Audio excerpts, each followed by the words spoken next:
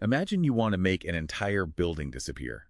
You wouldn't, just tear it down, right? People would see the rubble. Right. Yeah, you'd build it right on the edge of a cliff and just wait for a storm to wash it away. Exactly.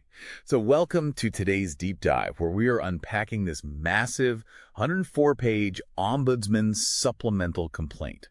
It basically alleges a political syndicate did exactly that, but, with 56 billion Philippine pesos. Yeah, which is roughly $1 billion US. Just to put that scale into perspective for you. I mean, if you stacked $1 billion in $100 bills, it would literally reach the stratosphere. It's just wild. It is. And we're looking closely at the allegations against former Philippine House Speaker Ferdinand Martin Romualdez. Our mission today is to dissect the anatomy of modern institutionalized plunder. How a network allegedly extracts, transports, and then tries to hide all that money in plain sight. And just to be perfectly clear, right at the top, these are strictly allegations. We're here to impartially report the claims and counterclaims detailed in these sources, not to endorse them, but just to convey what the documents allege. Right, exactly. So let's unpack this. The whole mechanism starts because the Supreme Court banned traditional pork barrel funds. Right. Yeah, exactly. So to get around that, the syndicate allegedly pivoted to an allocable system. They used this loophole in the Department of Public Works and Highways budget. The complaint actually calls it the Bebium parametric formula. Okay, wait, what does a parametric formula even mean here? It sounds like, I don't know, high school geometry. I know, right? It's basically just a customized algorithm for budget distribution. It let them legally bypass normal funding restrictions and target specific infrastructure budgets. And the fascinating part is they overwhelmingly directed those funds to flood control projects. Oh, right, because if you build a substandard dike or, a ghost project that doesn't even exist, yeah, a typhoon is basically the perfect cover. Exactly. The evidence literally just washes away or gets buried in silt. Nature acts as your accomplice to destroy the crime scene. That is crazy. But pulling that off generates a staggering amount of cash. How do you even move $1 billion without anti-money laundering alarms just ringing off the hook? Well, you avoid the banking system completely. They allegedly used what the complaint calls a Maleta network. Like literally suitcases. Yeah, literally moving duffel bags and suitcases stuffed with cash. So DPWH engineers allegedly collected kickbacks from contractors, packed them into these bags holding anywhere from 15 to 70 million pesos, and then quietly swapped them in the parking lots of upscale Manila hotels. Okay, wait, I have to push back here. I mean, moving physical cash in parking lots works in the shadows, sure, but eventually you want to spend it. The complaint mentions, what, a $5 million proxy donation to Cornell University? Yeah, his alma mater. Right, and buying a 1.6 billion peso mansion in Forbes Park.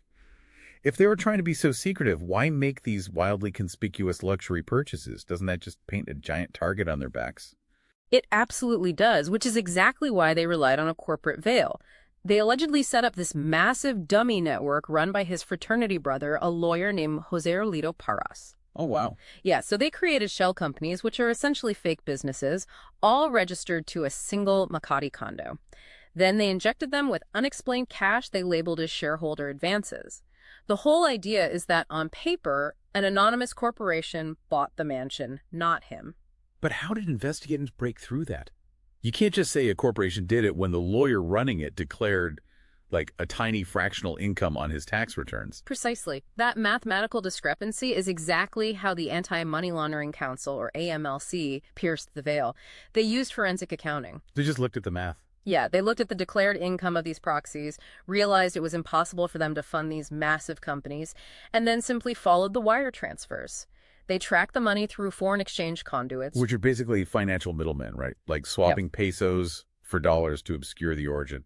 Exactly. And they tracked it all the way to a Spanish luxury villa, allegedly meant for his son's polo lifestyle. So by trying to live this billionaire lifestyle, they accidentally created the undeniable paper trail that cornered them. Yep. And when the walls close in, conspirators usually implode. It turned into mutually assured destruction. One of the alleged co-conspirators, Zaldi Co., panicked and retaliated publicly. Right. He claimed he personally delivered a 1 billion peso bribe to the president's aides, didn't he? Yeah, on instructions from the former speaker.